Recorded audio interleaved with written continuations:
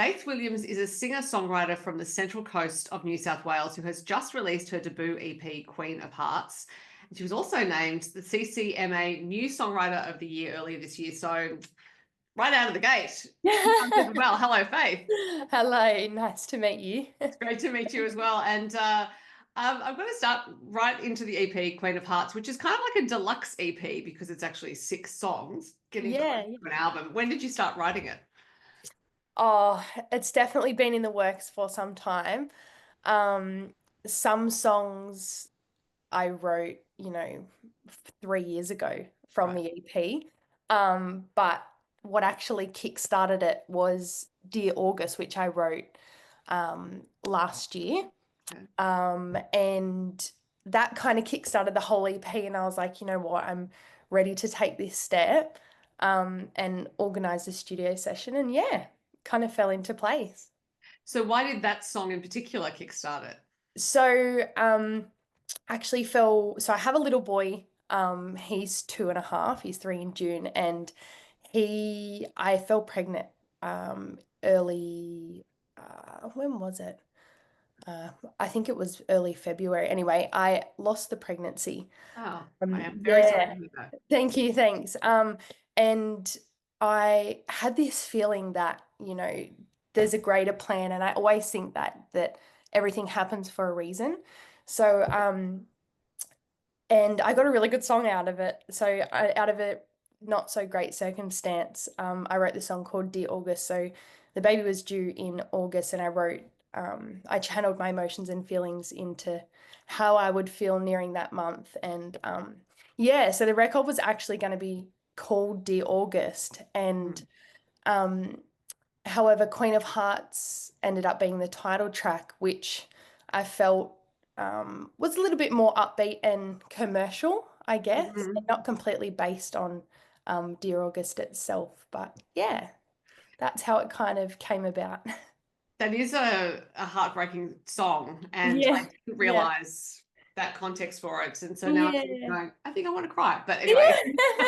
A but lot of it's, people don't until I do explain it, but I'm at a stage now where I can and I feel comfortable to, talk about it. And I hope that anybody that listens that, is going through the same thing or has been through that, they can relate. yeah, and it's also the way you sing it. And I think partly what so impressed me about this EP when I first heard it was the way you use your voice across these songs, because the songs are all quite different to each other. They tell different Yeah. stories. There are quite different emotions in them. The EP is really heartfelt and somewhat heartbreaking in places. Not planning a pun on the title, by the way. Queen of Yeah. So actually, I'll ask you about being a singer, because I think the way you use that voice, that's not something that you just come to like, oh, I've got a great voice and let's see what happens. You actually have to develop it for quite a while and know what you're doing with it. So when did you start singing? So I've been singing since I could literally talk. And when I was young, I actually started Gina Jeffrey's workshops. I don't know if you've ever heard that, but I did that for a few years, which was great. It helped me build some confidence and things. And then I eventually went into some songwriting workshops with her at the studio. At I Erin. heard about these songwriting things she does. Like, Yeah, yeah, they're yeah. very successful. Yes, which was great. And I think it helped me learn a lot of things that I probably wouldn't have known on my own, just little things, which helped probably shape how I write as well. Obviously, everybody has a different story to tell and a unique way of writing. I feel like I'm a bit more of a metaphorical writer. Um, and yeah, so that's how it kind of started. And um, I won a couple of scholarships, which was really cool, with her. And eventually I got to that age where I fizzled out of music and, did my own thing. And then, yeah, I ended up meeting someone and had a baby. And after that, I kind of just was like, this is what I want to do. Like I had the drive to go, yep, this is it. So, yeah. So did you fizzle out of music just because life, other things to do, other interests, and it does Yeah. require a bit of a commitment? Yeah, I was doing it for so long with Gina, which was great. And I got to that age, that teenage age, and as a I wanted to go and hang out with my friends, and I just wasn't as interested until I guess I matured a little bit more. And insecurity started to kick in as well at that age, and I didn't have a lot of confidence to perform, and I kind of went into a bit of a shell. Right. But since giving birth to my son, it kind of, yeah, I just let go of that a little bit more. Well, I would imagine growing a small human and releasing him into the world would like that's a big Definitely, thing if I to can do. do that, I can do anything. Yeah, well, it's also I think what your body goes through. I remember once talking to Amber Lawrence, and she also lost a child, and I was asking her if grief had changed her voice, and she said no, but pregnancy did. Yeah, So, yeah, so I think yeah, just technically, yeah, there's obviously something there too. for sure. I actually probably I agree with that because I feel like since that, I am still quite young, but since I gave birth, I've matured more within my voice. So yeah, there you go. And I suppose it's also might be getting too far into the weeds here, but I would imagine when you give birth, particularly in a hospital, there's all sorts of people around. You would very quickly stop caring what people think. And Definitely. so when you're a performer, that's a superpower to be able to not care what people think. Yeah, exactly. I'm still learning. I still am going on stage. I love the background and the writing and where live performances have never been my favorite thing about music, where now I'm diving into that a little bit more and yeah, learning as I go, which is pretty cool.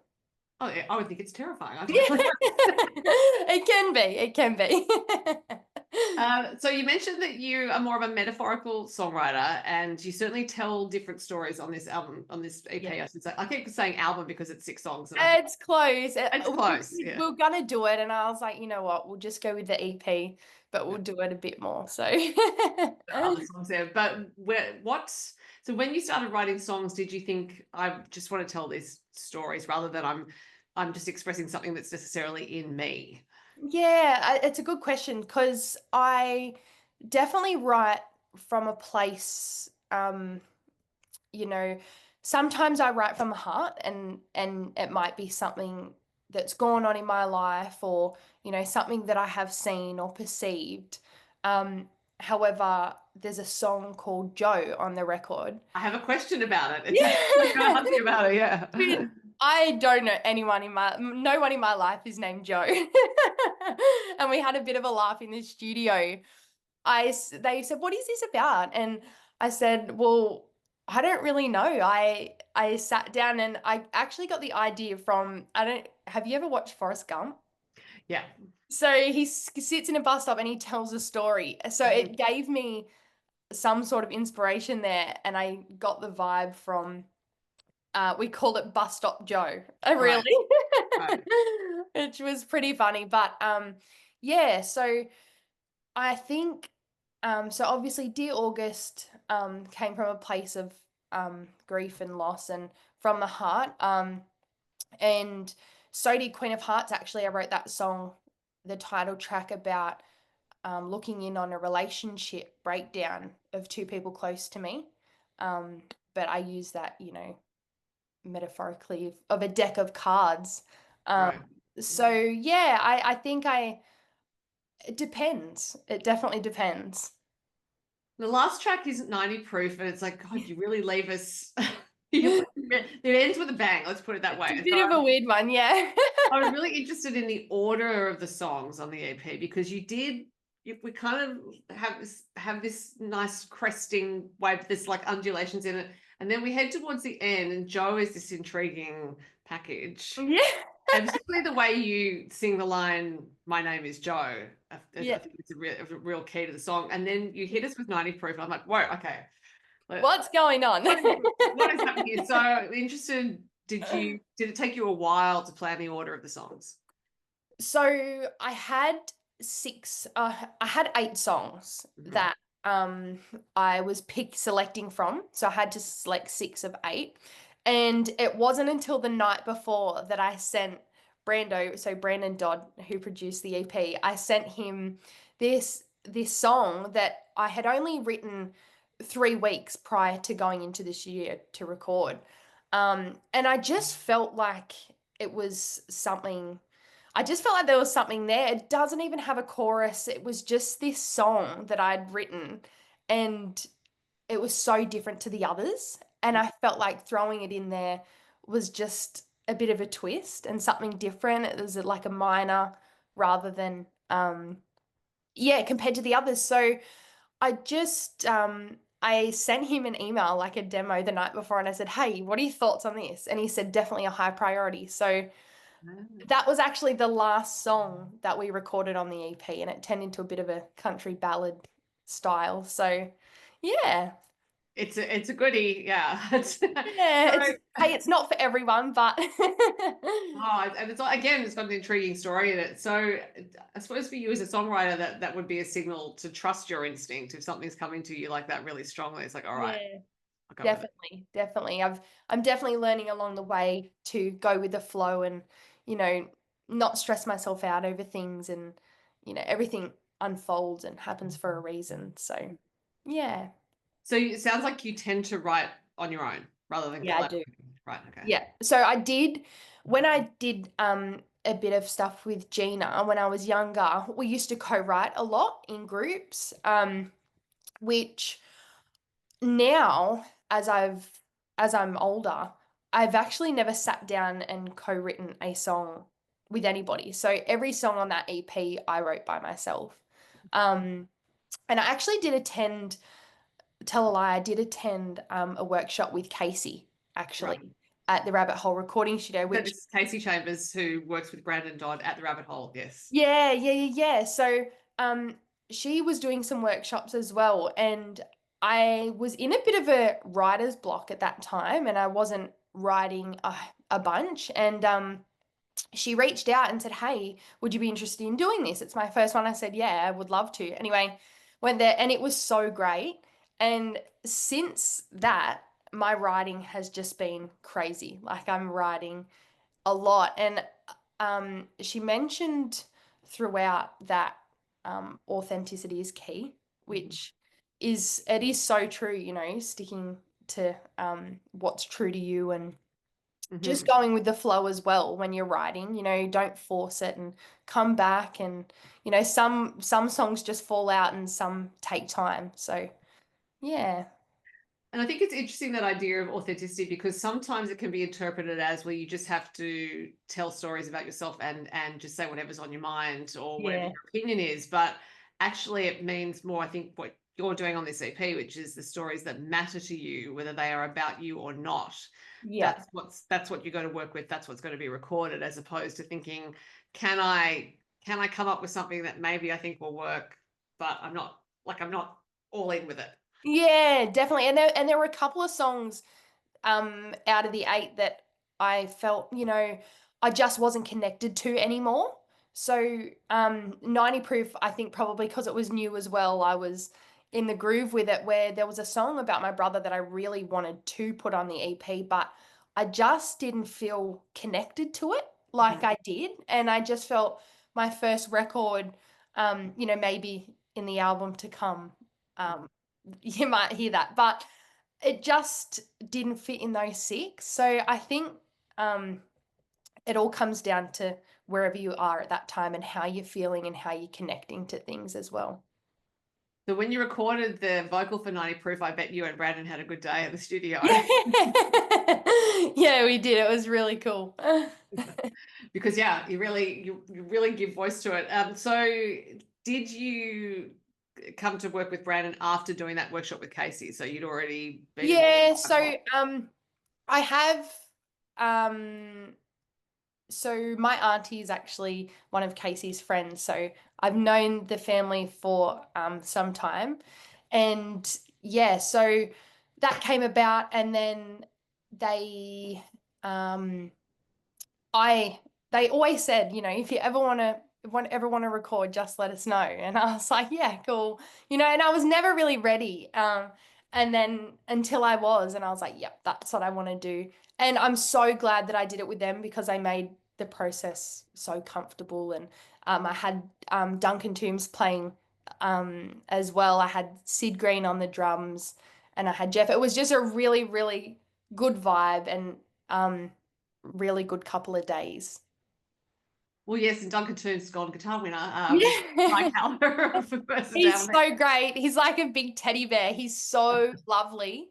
And also Casey's father, Bill, appeared Yeah, with and track. Bill. So Bill and I have a duet which is called Beautiful Mess, which I wrote. Actually that was kind of about my life, kind of not. So I live on 18 acres at Duralong on the coast. And I wrote that song about I guess having a little one and growing up here. And we were in the studio on the first day and Brendo said, this would be like a really cool duet. And I was like, I know. And he goes, so do you know any male country singers? And I was like, oh, not really. And then later that day, he was like, what about Bill? And I was like, oh, that'd be pretty cool. Anyway, so he came in later that day. We sat around all together and recorded it as like a live version.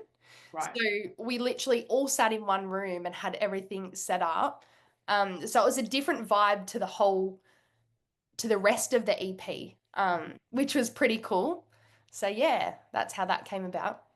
So you said the EP recording took a couple of days. That's pretty steep work, because it's. Yeah, yeah, yeah, Also, yeah. It was like, had you done a lot of pre-production?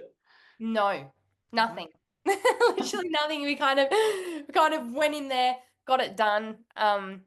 We actually did it really quick.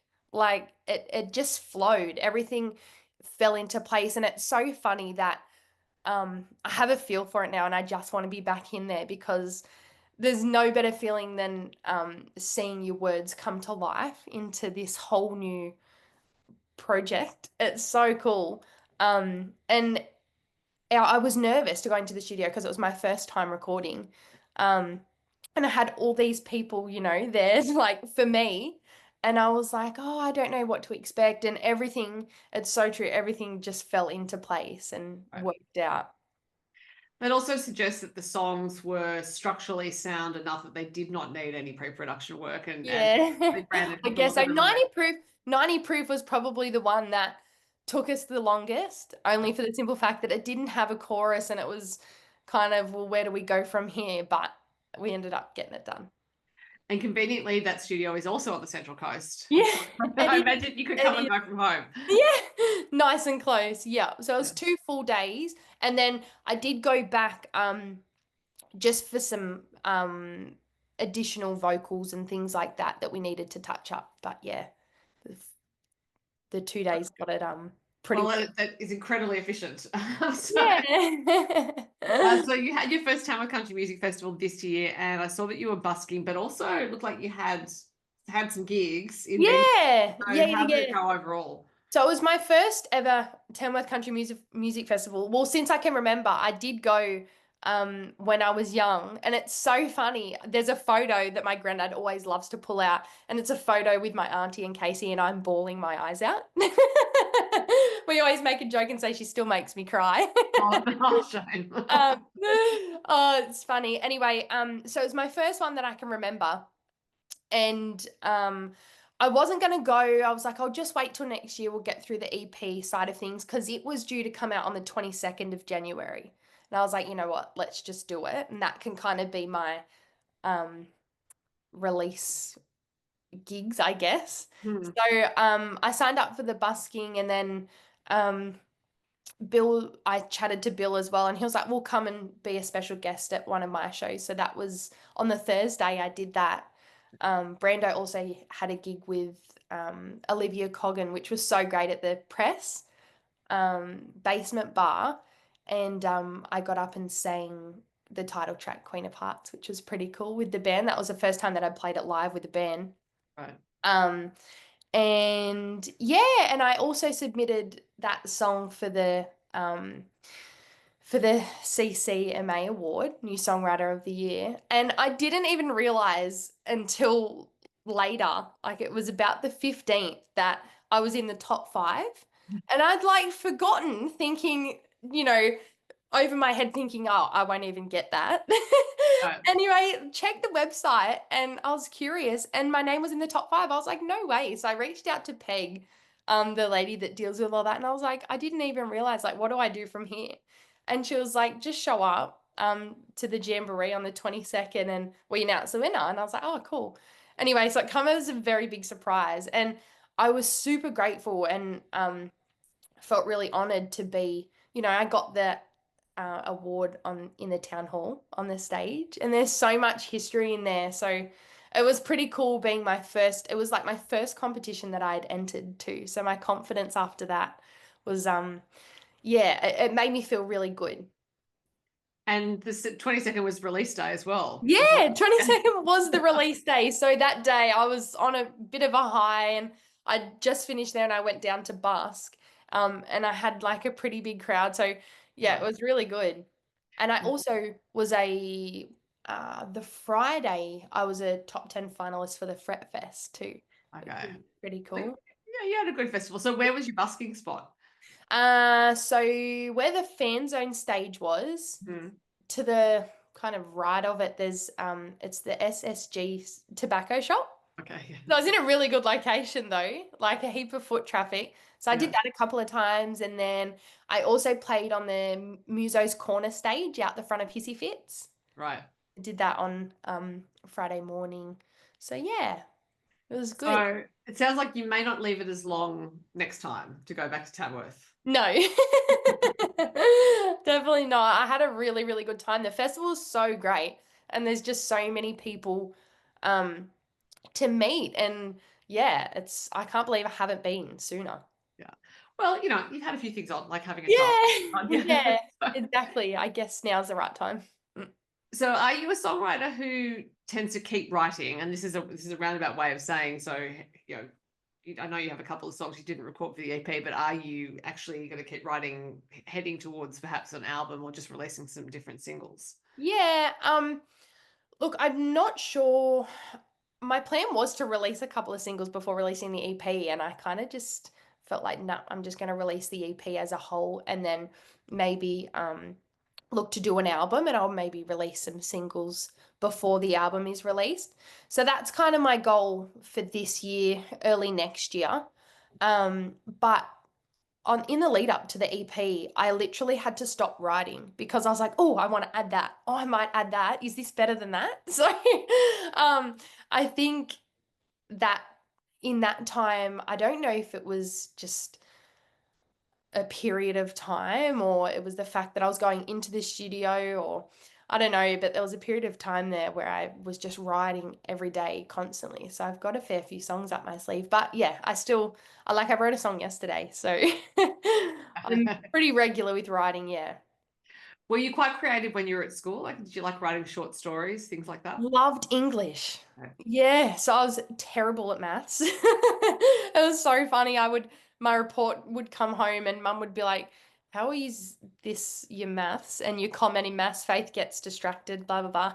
My English was A's, music was A's. Yeah, So that's what you're interested in. I think yeah, exactly right. Yeah.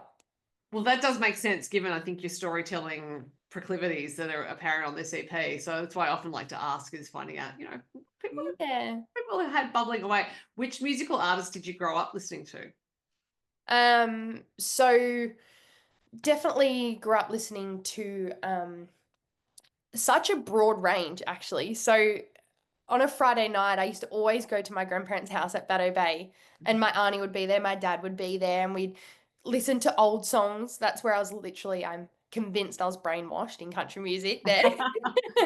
Has to happen, yeah. Yeah, so we'd listen to heaps. So, John Prine, Kasey was definitely someone I grew up listening to, and Shane as well, Shane Nicholson. And yeah, so we'd listen to people from, yeah, so like Johnny Cash, John Williamson, John Prine, like a heap of old stuff. And now I also like to listen to, which I never did when I was young, a lot of American country, which sometimes I like and sometimes I don't like. It just depends what mood I'm in. But yeah, I definitely grew up listening to a lot of older style country music, Hank Williams and people like that. Yeah. And I think that, again, that storytelling influence certainly comes through strongly.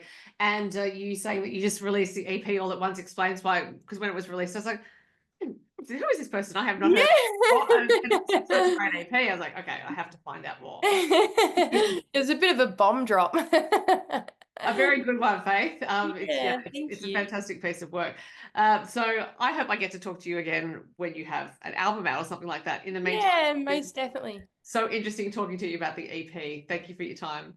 No, thanks.